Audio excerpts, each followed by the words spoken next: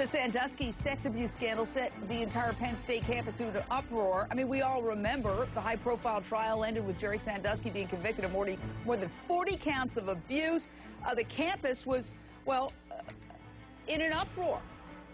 But as that case unfolded, more and more young men came out of the woodwork. Angela Williams, sex abuse survivor, founder of Voice Today, thank you for your patience. Could this be the tip of the iceberg with the Boy Scouts of America scandal? Absolutely, it's the tip of the iceberg.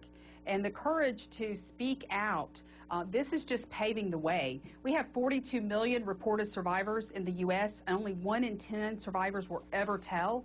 So we really have to look at this epidemic and what we're going to do about it.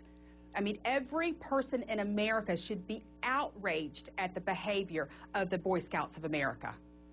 Well, Tim Kosnoff, short on time, tell me flat out, how many former Boy Scouts do you represent, and what are you doing with those lawsuits? We represent currently about 50.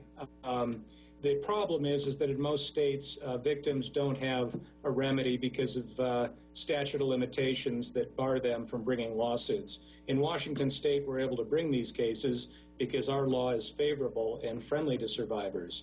So if we have changes in the laws in the various states, victims will have a forum to come forward and identify their abusers. And in that way, they will make their communities safer because they will identify their abusers. I want to go back to Norwood Young. What do you think the Boy Scouts of America should do now?